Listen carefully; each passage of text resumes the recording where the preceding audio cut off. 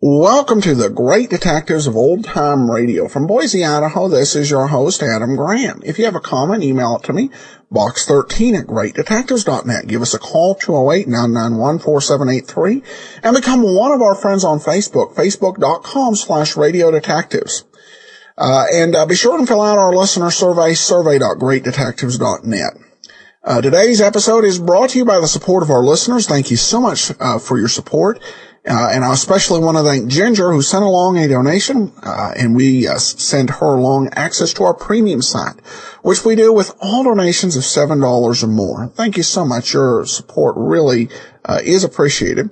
Today's episode, there is a slight problem I should let you know about.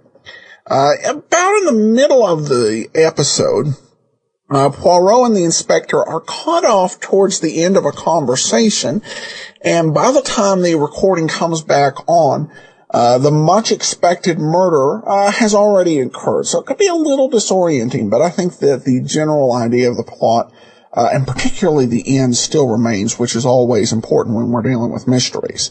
So here now is today's episode, Murder is a Private Affair.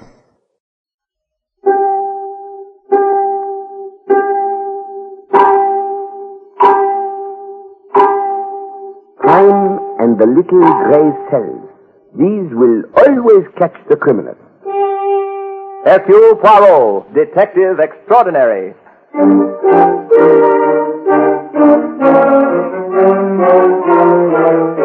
From the thrill-packed pages of Agatha Christie's unforgettable stories of corpses, clues, and crime, Mutual now brings you, complete with bowler hat and magnificent mustache, your favorite detective, Hercule Poirot, starring Harold Huber in Murder is a Private Affair.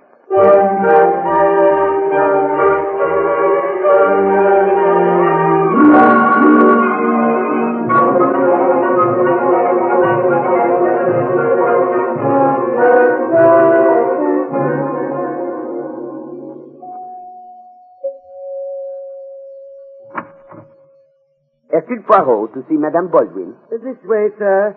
Madame expects you.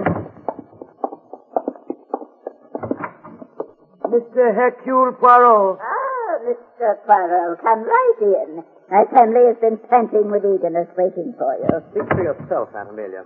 You see, Mr. Poirot, you'll get to know the family without my introducing you. That was my stupid nephew, Henry Baldwin. Really, Aunt Amelia? I think this procedure of yours is not only high-handed but insulting. You hear that, Mr. Poirot? She thinks I'm insulting her. That's my nephew Henry's wife, Alice. Henry's the only one of the Baldwins who married a plain girl like Alice. That's why we call him stupid. One reason at any rate. Excuse me, madame, but I do not see the place of Hercule Poirot in this, what appears to be a family squabble. Your place is where I tell you. You get your check for this little matter. Madame, when you sent for me, I thought you might be in difficulty. I see now that I was mistaken. Au revoir. Just a minute, Mr. Poirot. Madame, I have fortunately attained a place in my profession where it is not necessary for me to be insulted by impolite ladies, nor to watch this same lady inflict insults, deserved or not, upon her family. Good for you, Mr. Poirot. Thank you, mademoiselle. Sorry if I was rude, Mr. Poirot, but it's partly force of habit and partly annoyance. Also, I take it as one of the privileges of the oath. Will you forgive me? But of course, madame. I brought you here to solve a murder, quietly and with no fuss. Madame, I suppose you realize that is a most amazing statement. Murder is never quiet. Exactly. And I'm not going to have this fine old house of mine tramped on by a lot of heavy-footed policemen with photographers taking pictures all over the place. Madame, it is difficult to follow you. Do you mean that there has already been a murder, or that you suspect there is going to be one? Both. My maid was killed this morning, and I am going to be killed as soon as the murderer thinks it's safe. Madame, this is a matter for the police. Oh, fiddlesticks. There's no necessity for the police. The whole thing can be settled today. How, madame? Very simply. My maid was killed because someone of my family mistook her for me. Mother. Quiet! I may be old, but I'm not a doddering imbecile. Not yet. And what leads you to make this assumption, madame? Mr. Poirot, I may not be a detective, but when an old lady in her 70s has a fortune of $6 million to be distributed upon her death to the members of a greedy and inflation family... Mother, I've stood all I'm going to. I don't know what the rest of the family's going to do, but I'm getting out of here. Go right ahead, Lawrence, my son. But remember, the murderer of Marie is going to the electric chair. Madame, I do not know what has been going on in this house. But once again, I strongly advise you to call the police. Well, Lawrence, if you're going, please close the door gently behind you. Mr. Poirot, are you going to take this case? I can scarcely answer that, monsieur, because as yet I do not have the facts. It's very simple. May I, Mother? Certainly, as long as I'm here to see that you tell the truth. Well, this morning, Mother went into the pantry to prepare the coffee and found her maid, Marie, stabbed to death.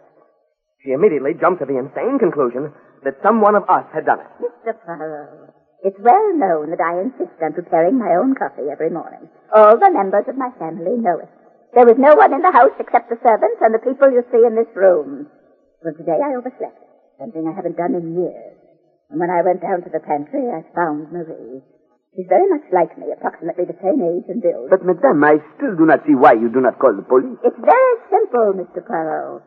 I know that someone in this room is a murderer, and I want you to find out which one it is. And then, when you've discovered the murderer, he or she will commit suicide, and we'll simply give the story to the papers as a double suicide. That will clear everything up, and... Where are you going? To call the police, madame. Your suggestion is not only vicious, but also it is against the law. Mr. Poirot, you are brought here on a confidential matter, and Murder, madame, is never confidential. Jenkins, I told you we were not to be disturbed. I know, madam, but this is about Marie. Marie? What about her? She's dead. Yes, I know, madam. But Marie, or rather, her body has disappeared. It's no longer lying in the pantry.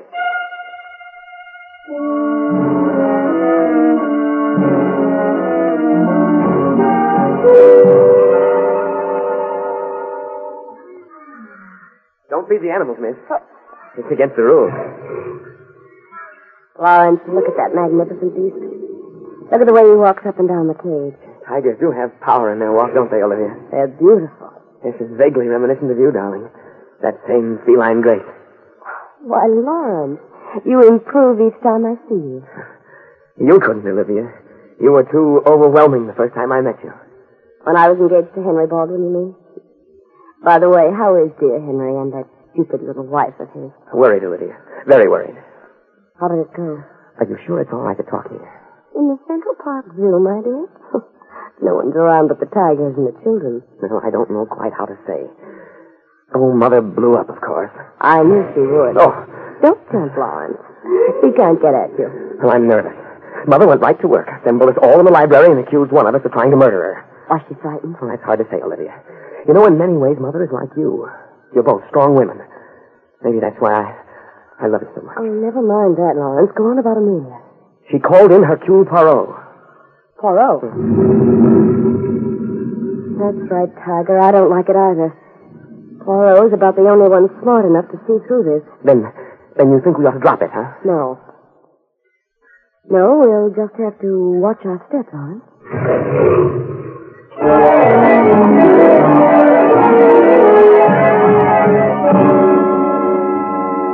I don't know, Poirot, but I swear that sometimes I think police headquarters is a much quieter place when you weren't in New York. Oh, come now, mon cher Stephen. Surely you are not saying that the city of New York had no murders before Hercule Poirot arrived. Sure we had, but they were simple gang killings.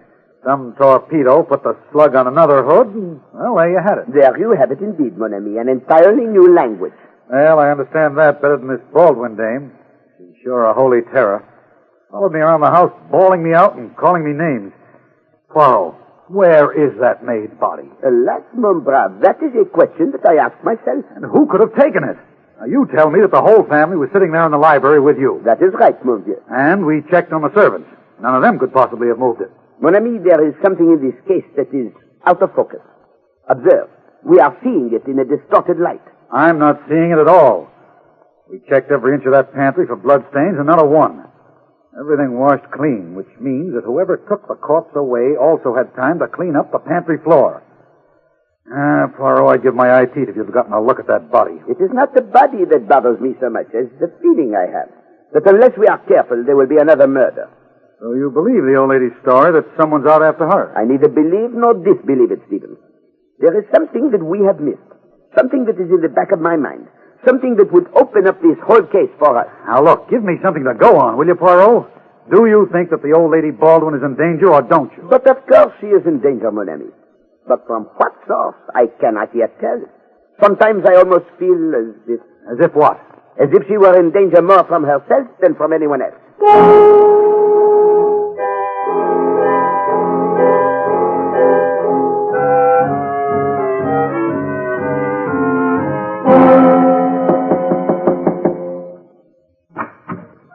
Mr. Hercule Poirot, madam. Oh, have him come in, Jenkins. This way, sir. Bonjour, madame. Good day to you, Mr. Poirot. I suppose you've come back here to do some more snooping? Madame, for a woman who has just stated that she was sure an attempt was made on her life, you are singularly unafraid. What good will it do me to be afraid? Certainly I should be if I felt that I had to depend on either you or the police. You've done nothing but track up the house and ask a lot of silly questions. Then you are relying on yourself to stave off whatever threatens you, madame? I've done it all my life, and I'm too old to change now. May I ask what it is that you intend to do? Yes. I'm going to change my will. Leave every cent to charity. That ought to stop the wolves from howling for my blood. I ask myself, madame, if they were howling before today. What? What do you mean? Of course they were. Oh, excuse me. Hello? Hello, Amelia. Who is this? Not a friend, Amelia, not a friend. Aren't you frightened? Listen to this, Mr. Poirot. No, why should I be? You were right, you know. Marie was killed by mistake. But perhaps that was all for the best. Now you know we mean what we say. And who is we? Shall we say your creditors? You'll have to be more specific than that. I'm afraid I can't, and I haven't much time. Amelia, you're lucky to be alive. You won't be unless you give us $50,000. You won't get it. We'll mail you instructions as to how we want it, and when and where. You're wasting your time, whoever you are. I think not, Amelia, I think not. Marie died quickly and painlessly. But there's no reason why you shouldn't be longer about it and suffer. Think it over. There. You still think that I'm fooling you, Mr. Poirot. You heard that?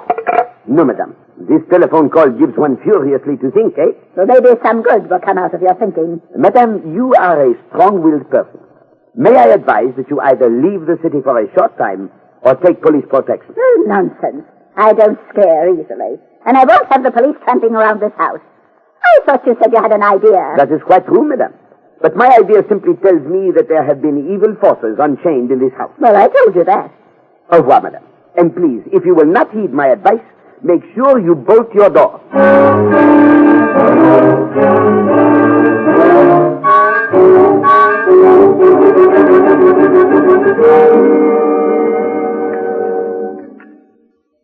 Henry. Yes, dear? Hey, this is exceptionally good coffee tonight. Thank you, darling. I married a good cook, didn't I, Alice? Yes, Henry. You married a good cook. Henry. Yes, dear? Oh, nothing. Come on. There's something bothering you. I can see it with that little worry line between your eyes. Henry, why did you marry me? Oh. So we're back to that again, huh? Yes, we're back to that again. I was Alice Lennox, a plain little girl, and you were Henry Baldwin, nephew of the great Amelia. Oh, it was all wrong. You mean you don't love me, Alice? Not love you. Henry, you know I'm so mad about you it hurts. It's just that I can't understand why you married me. Because I love you, darling. And what about Olivia? Oh, Alice, that's just part of my wild oats. Every man who's worth his salt is entitled to a few wild oats, darling. I never should have married you, never. But Henry, you don't know what it meant to me. You don't know what you meant to me. Here I was, perfectly resigned to living out the rest of my life as an old maid, and then someone beyond my wildest dreams falls in love with me. Darling, it happens sometimes. Let's see how that is, dear. I'm afraid. I'm afraid to let anyone in. I'm so sure that every time I open that door, someone will be standing there who'll take you away from me. Now, don't worry, darling. Bonsoir, madame. Bonsoir, monsieur. May I intrude for a little while? Oh, yes, come in. Oh, but I see that I interfere with your dinner. That is unforgivable. No, Mr. Poirot, we're just finishing. Have some coffee? No, thank you. I will be brief, That little scene this morning at the house of Madame Baldwin, that was most unfortunate, n'est-ce pas? Well, we're quite used to Aunt Amelia's tantrums, Mr. Poirot. You mean, monsieur, that your aunt is as insulting as that always? Only since Henry married me, Mr. Poirot. Madame Baldwin objected to your marriage, then? Only enough to cut Henry out of her will altogether and have him fired from his job. Ah, yes. Madame Baldwin is a stubborn woman. Well, this was one time that she didn't get her way. I married Alice, and not Olivia. Pardon? Olivia? Olivia Wilson, the actress. You've heard of her? Not until now, mademoiselle. Tell me, in the Baldwin family, there are you, Monsieur Henry, and Madame Baldwin's son, Monsieur Lawrence, and that young lady who sat in the library so quietly and said nothing, yes? Oh, that's Jean. That's Lawrence's sister. She's a very sweet girl, Mr. Poirot, but completely terrified by Aunt Amelia. Needn't worry about Jean, darling. She's the smartest one of us all. And what makes you say that, Monsieur Henry? A few years ago, Jean fell in love with a nice enough boy by the name of Harrison. And of course, Aunt Amelia wouldn't hear of Jean marrying him. You see, Aunt Amelia likes to choose the people that Baldwins marry. So, poor little Jean didn't marry Harrison. But she is one of the Baldwins who has her cake and eats it, too. She still sneaks out and sees him on the Oh, side. Henry, don't. You make it sound so mean and hateful. Yes, there is so much in this case that is spiteful and evil, madame. So much that it worries me. Tell me, Mr. Poirot, have you found Marie's body yet? Not yet, monsieur. Mr. Poirot, why did you really come here? Do you think we had anything to do with what happened? I came, madame, to see if you had a telephone.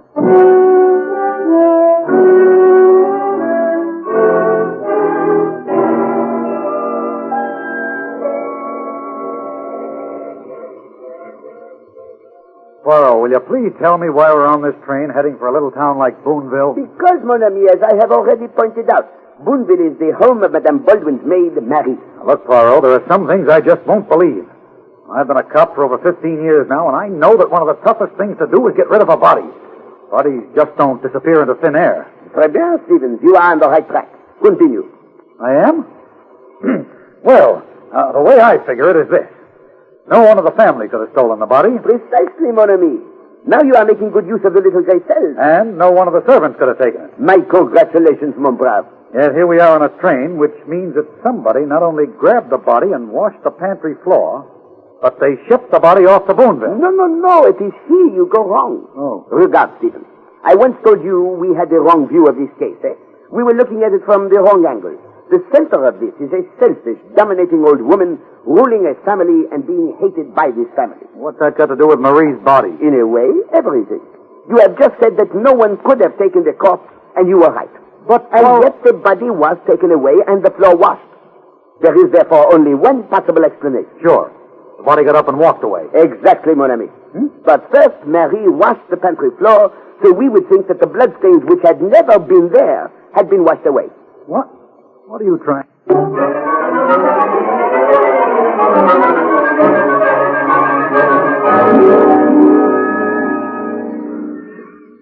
Well, good morning, Lawrence. Good morning. I've been waiting here for you for some time. I rather expected you'd be late after reading the morning papers. What do you mean by that, Olivia? So you really did it, darling. You know, I'm beginning to admire you more and more. Now, stop it, Olivia.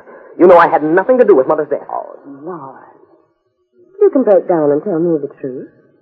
After all, it's strange that it should happen just the way we planned it so many times. Stabbed in a bedroom, no one around. Olivia, you're crazy. I tell you, I didn't do it. Have it your own way, Lawrence, but he doesn't seem to believe you either. Olivia, I won't have you talking this way. Well, then, Lawrence, darling, tell me who did do it. And don't say it was a burglar. I don't know. I swear that's the truth, Olivia. I don't know who did it. And what are the police doing about it? Oh, they've been all over the house. Told the family that none of us could leave town. They even had Henry and Alice over and questioned them thoroughly. Was Poirot with them? Yes, but he didn't say much. Just went around shaking his head and peering into corners. Why are you so interested? Olivia. What, darling? Olivia, where were you last night? You broke a date with me. So I did. Olivia, where were you? Oh, Lawrence, you're stupid to ask me. You won't like it when I tell you. I want to know, where were you? All right. I had dinner with your biggest rival for my affections, Stuart Charles. And a very interesting dinner, too. I don't believe you. It's easy enough to check. Just call Stuart, now. Lawrence, that man over there with the mustache. Quick. Who is he? Where? What? Why, that's it. Poirot, of course. Yes. Oh, you fool. You stupid, blundering fool. You let him follow you here. But, Olivia, I didn't know. You can't Shut up blame and me. listen. We're going to walk out of here together. When we get to Fifth Avenue, you can turn downtown. I'll turn uptown. After that, I don't care what happens to you. But I promise you one thing. Mr. Poirot won't be able to stay with me. But, Olivia... Come on.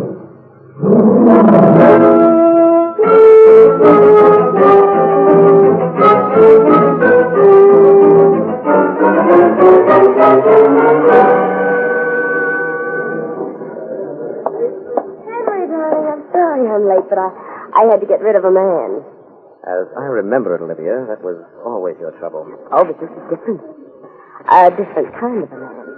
As a matter of fact, I got rid of him mainly because of you. Well, now, that was very considerate of you, Olivia. But you seem to forget that I don't object any longer if you bring someone else along when you meet me. I didn't bring him along, darling. He was following me, and his name was Poirot. All right, Olivia, what do you want? Information. Tell me how you killed Amelia. If I had, I wouldn't be fool enough to tell you.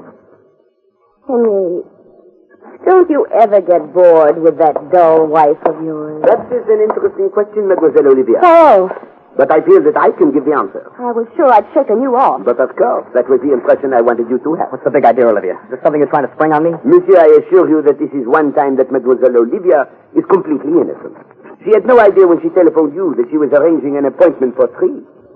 Tell me, monsieur, why did you meet Mademoiselle? Why should I? Because it is most important. Mademoiselle Olivia is involved in a plot. In this plot, she has 2 assistants. One of them I already know. The other I am seeking. Well, that's ridiculous. That's the most absurd story I ever heard. A plot. Really, Mr. Poirot, your mind is much too melodramatic. But of course, mademoiselle, we have had a murder and many threats. That is not melodrama, eh, mademoiselle? A murder? Was that 2? Ah, no, only one. Mary is in perfect health. She's what? And now, will you tell me why you consented to meet mademoiselle? Because of Alice, Mr. Poirot. Oh, Henry, darling, that's funny. It's too funny. Strangely enough, mademoiselle, that is the one reason that I will accept. Thank you, Mr. Poirot. You know how Alice feels about our marriage. She's worried all the time because she thinks she isn't beautiful. How right she is. She has more charm and sweetness in her little finger than you have in your whole glamorous makeup, Olivia. Mr. Poirot, you can see for yourself that this girl is a troublemaker. She's always been that way. When she phoned me and told me that she had something interesting to tell me, I thought I'd better meet her and see what mischief she was cooking up now. I see. I wonder if you do, Mr. Poirot. I could hardly call your progress startling up to this point. And you are right, mademoiselle. But there have been too many cooks in the mischief in this case. It is time that Hercule Poirot took over the cooking. And I assure you, I shall cook the goose of the murderer.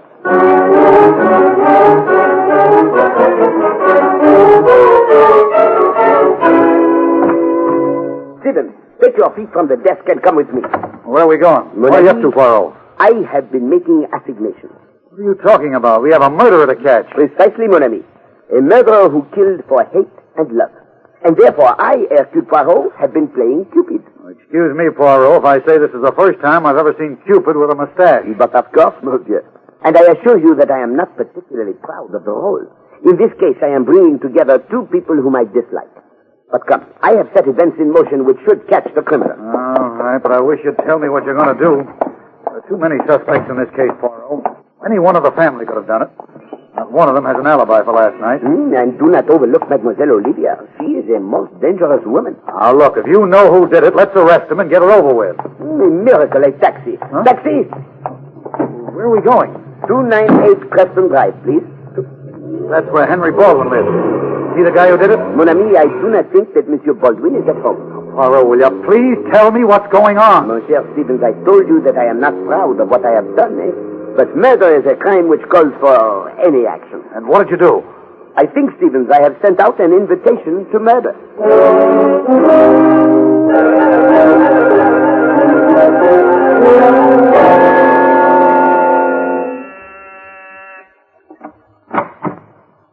Henry. Why, what on earth brings you here? I'm so surprised I'm forgetting my manners. Come in. Now, acting, Olivia. You know very well you sent for me. Darling, you out of your mind? I did nothing of the sort. I'd hardly send for you when I expect Lawrence in a very few minutes. And I don't think he'll be very pleased to find you here. Well, then what's this, a gag? It's a telephone message, obviously. It says that you're to come over here right away. Henry, I swear to you I didn't call you. Lydia, if you're lying to me... Oh, I twist my arm. But look at me. Henry, I didn't send that message. All right. I believe you. But who did? I don't know. Somebody is trying to involve us in something. Better get out of here before Lawrence shows up. It couldn't have been Lawrence. I don't care who it was. I don't want Henry, to... do you think Poirot could have done it? What? Why would he do a thing like that? I don't know, unless he thinks that... It's what? That I killed him. Why would he send me a message to bring me here? I don't know. But, Henry, I'm glad. Aren't you? I'm getting out of here. What are you afraid of, Henry? I'm afraid of a lot of things. Of course you are. You've always loved me, darling. You know in your heart you'd have married me in a minute if only Amelia had had the brains not to object to our marriage instead of trying to sew us together. That's not true. Isn't it? Isn't it, Henry? Oh, darling. Lawrence. No, it's not Lawrence, Henry. Me, Alice. I can explain, Alice. You don't have to explain, Henry. Just what I always knew. Alice! Henry, make her put down that knife. No, Olivia. I used this knife once before. No, don't say it. Yes, Henry. I killed Aunt Amelia. I always hated her. She was evil. And she hated me for marrying you. She tried every way she could to ruin our life. I never thought of killing her until that dreadful day when someone put the idea in my mind. With Marie. I did that, Alice. We wanted to frighten Amelia into giving us some money. We never thought of murder. Funny, isn't it? You should put the idea of murder into my head. I'm going to kill you, Olivia. You'll never have Henry. You're not going to live, Olivia. Put the knife down, Madame Alice. Drop it. So it was you. It was you all the time. It was you who sent me the note telling me I'd find Henry here. Yes, Madame. I had to make you drop your mask and come out in the open. Reveal yourself. As I said to Madame Amelia the other day, murder cannot be private.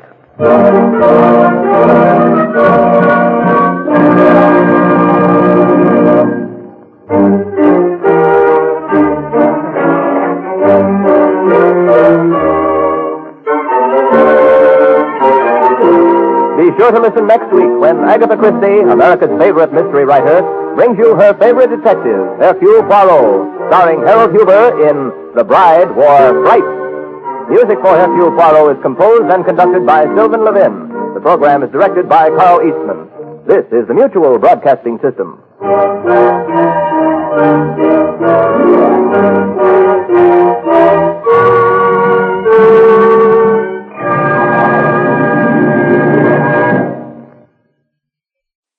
Welcome back. Well, if this story doesn't have a basis in the Agatha Christie canon, it certainly could have. With the victim here in this case, definitely one of those characters that you have to spend 5 or 6 chapters with, waiting for her inevitable demise. Which was, inevitable. That was one reason why I didn't think, when you're dealing with a Christie story, I did not think that we were missing a whole lot when we missed Poirot learning that the murder has occurred. Because we've all been expecting it since the start of the show. But other than the missing clip, this was a good episode. We do now turn. We have some listener comments and feedback I want to share with you. The first one comes from Tim, who emails in, I just listened to Poirot, The Rendezvous with Death on the way into work. I'm not sure that someone has told you, but in case they have not, the reason that this plot was so good is that Agatha Christie wrote it. The basic plot was directly lifted from Death on the Nile, one of my favorite Poirot mysteries. David Suchet did a video adaptation, but my favorite one is with Peter Ustinov as Poirot. You ought to watch it if you haven't already. Well, thanks a lot, Tim. Of course, it has been mentioned before, but this is I think the second or third recommendation of the Ustinov film I've heard. The only Ustinov film I've actually seen was Evil Under the Sun. And I like Suchet better than Ustinov from what I've seen. But with the second recommendation, I'll add that to my Netflix queue in the near future. I'll probably give myself some space from the radio episode just to make sure that I don't spoil the plot for myself by having it too much in mind. But thanks so much for the recommendation. Tim goes on to say, I love the Poirot series. I hope there are many to listen to. Keep up the super work. Well, thanks so much, Tim. Unfortunately, next week's will be our last episode, and then we'll be moving to Crime on the Waterfront. Finally, though, we do have a review. This one comes off of iTunes. I love the shows, the variety in the background, and other information about these excellent shows. Keep up the wonderful work. Well, thank you so much for your comments. I really appreciate it. We're up to 136 ratings on iTunes. And I encourage you, if you like the show, to rate us on iTunes. It does help folks to see what people's overall opinion is of the show. And we appreciate reviews, but just plain ratings are helpful as well. All right, well, that will do it for today. We will be back tomorrow with Let George Do It, and then join us next week for our final adventure with Mr. Poirot. In the meanwhile, you can send your comments to box13@greatdetectives.net. Follow us on Twitter at Radio Detectives, and give us a call, 208-991-4783. And don't forget our listener survey, survey.greatdetectives.net. But from Boise, Idaho, this is your host, Adam Graham, signing off.